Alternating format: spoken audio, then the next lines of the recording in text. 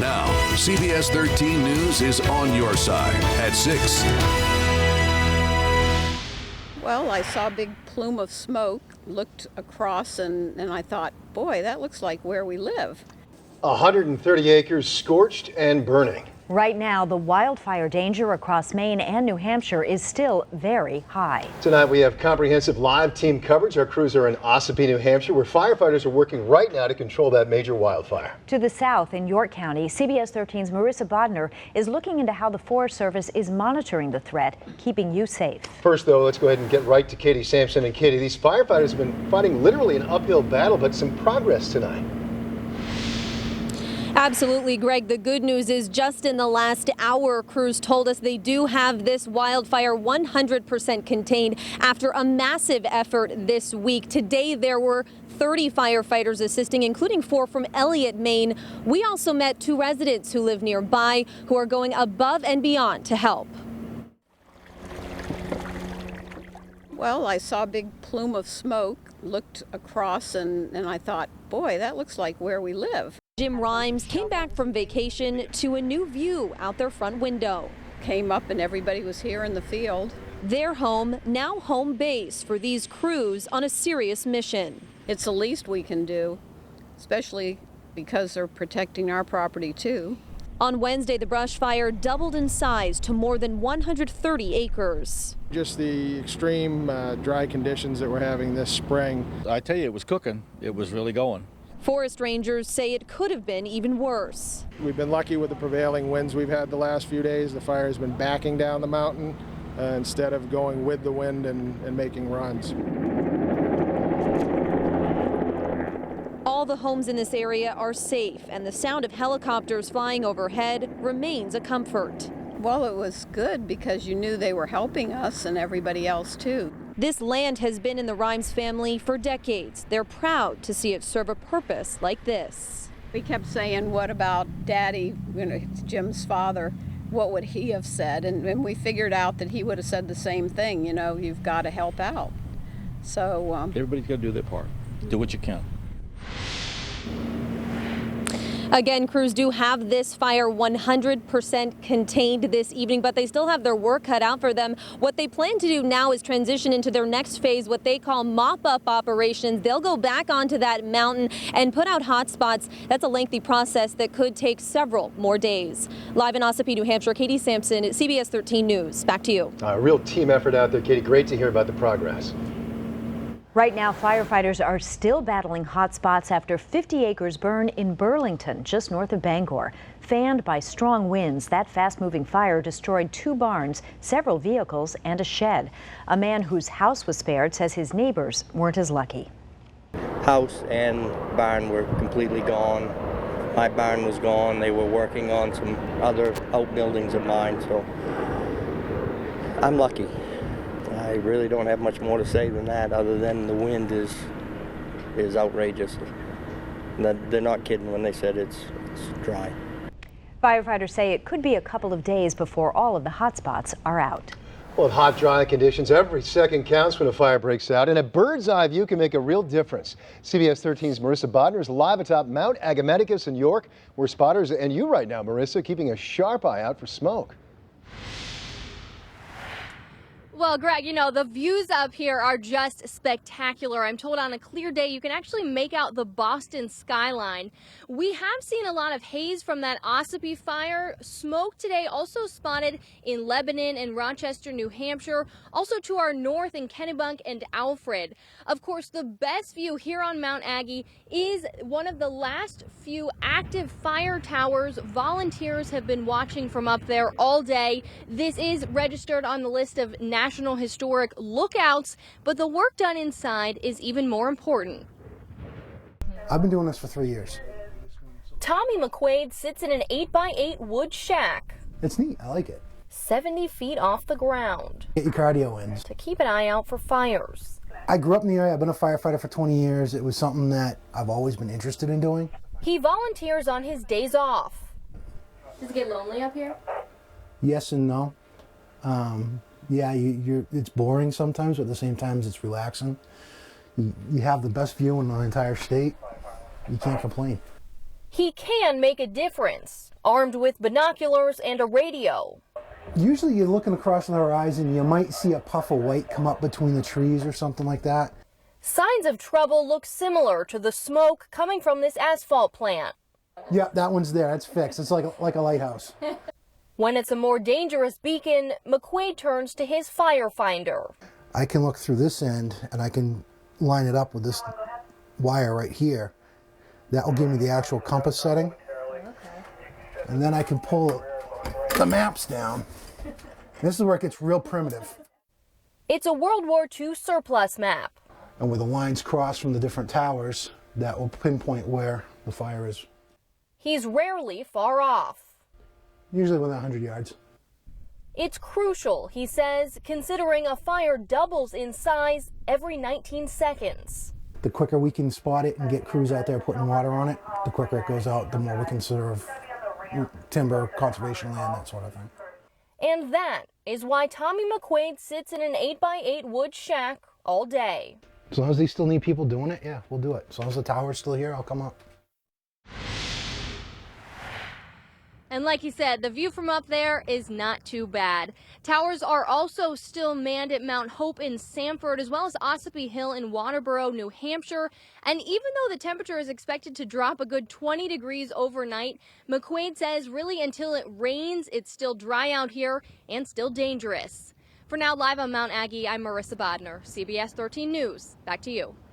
All right, Marissa, and you mentioned those conditions. Any wildfire that starts is spreading fast thanks to record-breaking heat and those dry conditions. CBS 13 Chief Meteorologist Charlie Lopresti joins us live now. And Charlie, any relief in sight? A little bit, Kim. Tomorrow, those relative humidities will be on the increase. We'll have a consistent wind coming in off the ocean, so it won't be nearly as dry. The fire danger will go down a little bit tomorrow, but any significant rain, that should hold off until late in the weekend into more so early next week. A red flag warning remains in effect for the entire region. Basically, that means any fires that get going have the potential to spread quickly under these weather conditions of dry weather and breezy conditions. The other big story today, not only the fire condition, but the air temperatures soaring into the 80s. Normal high for the state is around 60 degrees. Current temps are in the 70s at the coast. We had that onshore wind kick in. Many inland towns are still in the 80s. Lows tonight will be in the 40s, so it will be significantly cooler. Tomorrow, look for highs only in the 50s. Some inland towns will be in the 60s. Coming up, I'll walk you through tomorrow's forecast, hour by hour, town by town, and we'll take you through the Mother's Day weekend forecast where, Kim, some towns could have a high near 80 again. I'll see you in a few minutes. Sounds like good timing there, Charlie. Some new developments and new leads in a deadly hit-and-run crash early this morning in Rochester, New Hampshire. CBS 13's Brad Rogers shows us how police are now closing in on a suspect.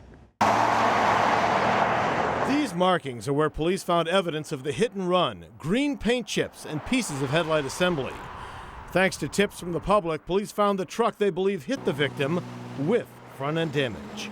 Subsequently this morning, we have impounded a 1998 Dodge 1500 color green pickup truck that we believe is the suspect vehicle in this case. This is where an unknown driver hit and killed a bicyclist and then drove off. It happened shortly after midnight here on Farmington Road in Rochester on this southbound on-ramp to the Spalding Turnpike. First responders found the man's body here along this guardrail with his bike, not far from the body. This is the man who was killed, Jeffrey Howarth. Police say he rode this bike to get around town.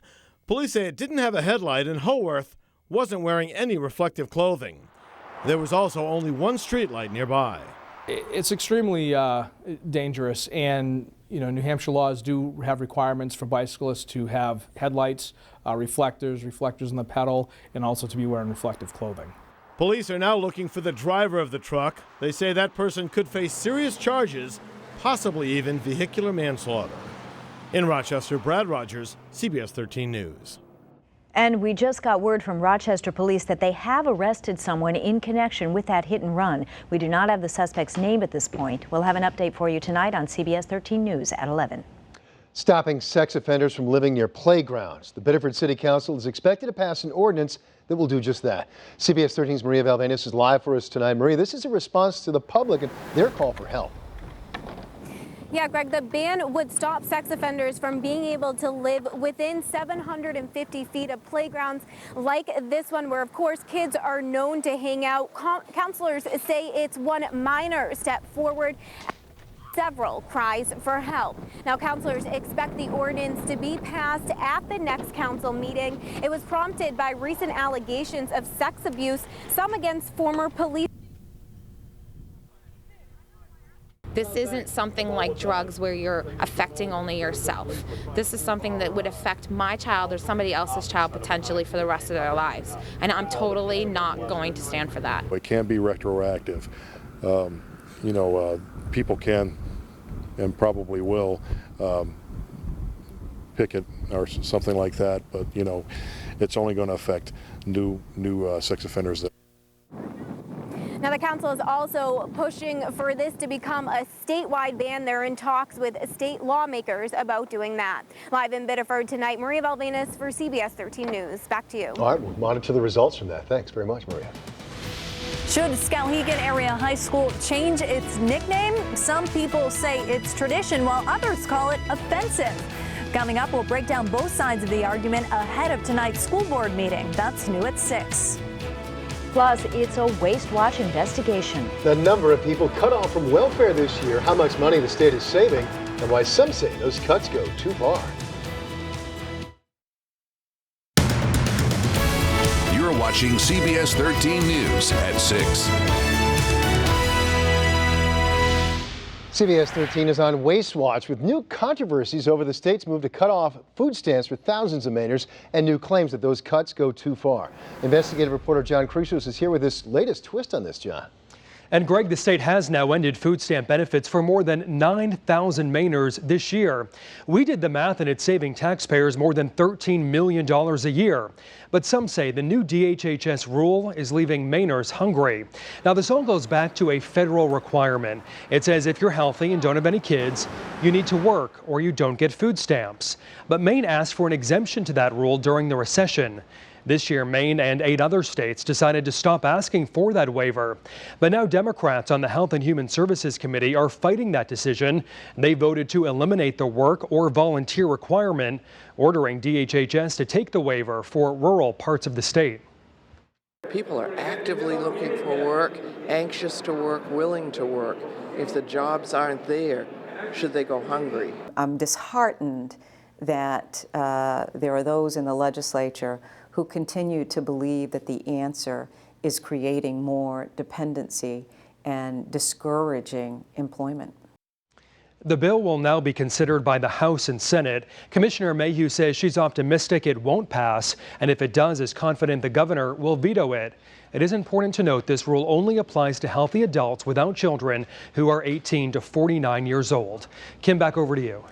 Thanks, John. Skowhegan Area High School is still deciding whether or not it should keep the nickname the Indians for sports teams. The school is one of the last in the state that still uses an American Indian-themed nickname. CBS 13's Jennifer Long joins us ahead of tonight's school board meeting. And Jen, what will they be doing tonight? Well, Kim, we're told there will be a discussion here tonight at the school board meeting whether or not they should change that nickname from the Indians here at the school. People will be allowed to voice their opinions, but we're still not sure whether or not the school board will actually vote on this issue tonight. On Monday, the school board held a forum where only residents of the school district and state legislators were allowed to speak and voice their opinions. Representatives from 4 main tribes were allowed to speak at a school board subcommittee. That happened on April 13th, and they said the word Indian is an insult to them. Now, this debate is certainly not new. Actually, discussion to change the school's nickname started years ago, 15 years ago. People on both sides of this debate are very passionate about this. On one hand, you have students and parents who say the term Indian is really part of their school's history and tradition, while Native American tribe members say that word is insulting to them. So we'll certainly hear from those people tonight. Again, no word yet on whether the school board will be voting on this. As we learn any new information, of course, we'll bring it to you. Live in Skowhegan, Jennifer Long, CBS 13 News. Back to you. All right, we'll look for the update tonight, Jen. Thanks. Well, warm and dry, bad for the fire danger, but about perfect for everything else. And Charlie, we even broke a record today. That's right, it's feeling like summer, Greg, but that's about to change. We're tracking a cool down, but we're also tracking some showers and thunderstorms. We'll iron out the details next. Now, your CBS 13 Weather Authority forecast with Charlie Lopresti. Welcome back, everyone. Feeling like summer today with highs soaring into the 80s. Your normal high is around 60 degrees. 84 breaks a daily record high at the Jetport, the old record 81, set back in 1957. The last time we hit 84 degrees was back on September 27th. It's been quite some time. Most of the area warmed into the low to mid 80s. Don't get too comfortable though. Winds are out of the south right now. Still very comfortable. Coastal areas are coolest. Notice Rockland at 70. Low to mid 70s for most coastal Maine and New Hampshire. You head farther inland, we're still in the 80s. Freiburg still showing off with a temperature of 84 degrees. Your Old Orchard Beach time lapse today. I captured one person in the ocean. Water temperature is 46 degrees. That is one hardy soul there. A few folks enjoying a nice little walk on the beach, even a few folks in a lawn chair or a beach chair during the afternoon hours. Even at the beaches, we warmed into the 70s and low 80s today. Let's head down to Nubble Lighthouse where the temperatures are a little bit cooler, low 60s there. Notice the grass greening up there as well. We'll head over to Higgins Beach where a few folks enjoying a nice little walk on the beach. They're 66 degrees. Now compare that to areas like Sunday River, 81, where they were skiing and snowboarding last weekend. You can still see a little bit of snow on the trails. Farther off to the west there up in Newry, Maine. Skies are clear courtesy of high pressure. We'll keep the sunshine tomorrow. There is a disturbance farther off to our west. Notice some of these showers. Those arrive here first in the mountains late on Saturday. Most areas will get into some showers and thunderstorms on Sunday. Scattered about. It's not going to be a washout though. Temps will start in the 50s tomorrow morning. Afternoon highs will range from 50s at the coastline to 60s inland. There'll be a more pronounced onshore wind tomorrow. So with that wind off the ocean, temps will be coolest at the coastline, 60s over the interior. As we head into Saturday, mostly sunny skies. I expect 60s at the coastline, low 70s inland. A few spots in the mountains will be a little bit warmer. There's a slight chance for a shower or thunderstorm in the mountains late in the day on Saturday. Sunday looks to be very warm. Highs near 80 at the coastline, low to mid 80s inland. It's going to feel like midsummer again with an increased chance for showers and thunderstorms late on Mother's Day. We're talking late afternoon into the evening hours. It's far from a washout. If you have outdoor plans, just grab an umbrella or rain jacket. The greatest threat for a shower thunderstorm will be during the second half of the day on Sunday. Monday, we'll keep some showers and thunderstorms in the forecast. On Tuesday, more of the same. Temps will be warmest over the interior, upper 50s at the coastline tomorrow, low 60s inland. I think 80s will make an appearance again on Sunday. Temps look more seasonable by this time next week with a return to some sunshine. So we were in the 80s today. We broke a record. I was looking back in the records in 1945. We had 4 inches of snow on May 11th. So it can happen. Oh, don't even joke, Charlie. All right, thanks. Coming up, the USM baseball team looking to stay in the winner's bracket today. The one big inning that has the Huskies a step closer to another conference title. Plus, Patriots quarterback Tom Brady is expected to speak about the Wells report tonight. What his agent had to say earlier today, next in sports. Now, CBS 13 Sports with Dave Eade. The Deflategate tremors are still being felt throughout all of New England. Good evening, everyone. First things first, the key figure in this deflated footballs investigation, Patriots quarterback Tom Brady, will be speaking at Salem State College in Massachusetts later tonight. Now, yesterday, the 243-page Wells report came out. The attorneys found it was more probable than not that Patriots personnel deliberately deflated several footballs prior to their AFC Championship game against the Colts. The report also says it's more probable than not that quarterback Tom Brady knew about it. Well, today, Brady's agent Don Yee called the report a terrible disappointment. Yee says its omission of key facts and lines of inquiry suggests the investigators reached a conclusion first and then determined so-called facts later. It is more probable than not that the league cooperated with the Colts in perpetrating a sting operation. Tom Brady's dad also coming to the star quarterback's defense today, telling USA Today Deflategate was a sting operation. That led to this incredible rant from Christopher Mad Dog Russo. Put your shirt on! Don't hide! USA Today! Come on, talk shows! Hey, come on now! Come on right now! Say that to me! Say that to anybody! Say it to somebody! Well, all right, the Little East Conference baseball tournament continuing in Gorham today. The top-seeded USM Huskies looking to go to 2-0, taking on Rhode Island College. Top one Anchorman with a couple runners on. Look at this beautiful stop from Huskies third baseman Matt Bender, who turns the double play there to get out of trouble. Bottom one, and it's Bender with the base hit to center field. That'll score Sam Dexter for a 1-0 USM lead. Huskies go on to the win today, 6-2 the final. They'll play tomorrow morning at 9:30 in the winner's bracket. High school baseball from earlier today, the Marshwood Hawks taking on the Deering Rams at Hadlock. Rams starter Jim Sinclair, very impressive, striking out the side in the first. Bottom one now, and Dom Bernard is going to smoke one into deep right field.